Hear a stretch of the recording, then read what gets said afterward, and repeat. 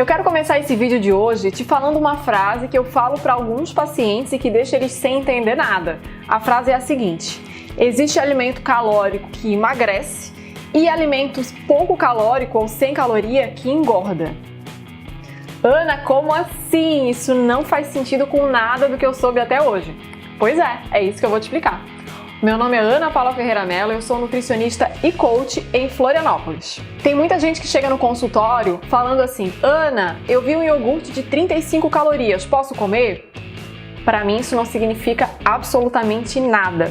Sabe por quê? Quero te dar alguns exemplos. Existem algumas opções que a gente vê no mercado que não tem caloria ou que tem pouquíssima caloria. Por exemplo, gelatina zero, sucos de pacote sem açúcar, refrigerante zero, adoçantes artificiais. E ainda assim, apesar de não terem calorias ou terem muito pouco, são opções que contribuem para ganhar peso, porque elas são produtos totalmente artificiais. E o efeito disso tudo que é artificial é que o nosso corpo não usa. Tudo aquilo que o nosso corpo não usa, nosso corpo não precisa de corante, conservante, estabilizante, etc, para funcionar, certo? Isso não é necessário. E tudo isso que a gente não está usando, a tendência é que ao longo do tempo isso vá se acumulando nas nossas moléculas de gordura e dificulte a quebra dessa gordura. Então acaba tendo um efeito indireto de atrapalhar o emagrecimento, apesar de não ter caloria.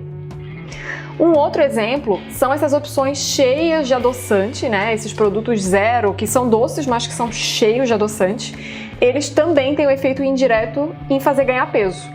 Isso porque quando a gente ingere alguma opção com muito doce, com muito açúcar, o nosso intestino já se prepara para absorver o açúcar que está vindo na refeição. O açúcar diretamente não veio. O que veio foi esse adoçante.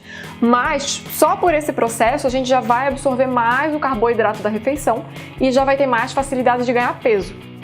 Além disso, o estímulo a esse paladar super doce faz com que a gente tenha cada vez mais vontade de comer doce. Cada vez a gente vai sentir que mais um pouquinho de doce, mais docinho, mais docinho é mais gostoso. A gente vai condicionando o nosso paladar dessa forma. E existe também um outro meio fisiológico que causa o mesmo efeito, essa vontade de comer doce, que é, nosso corpo pensa que vem açúcar e não veio. O cérebro não sentiu o benefício que ele sente com açúcar, aquela produção de serotonina, de dopamina, hormônios do prazer, do bem-estar, ele não sentiu. Então ele quer sentir.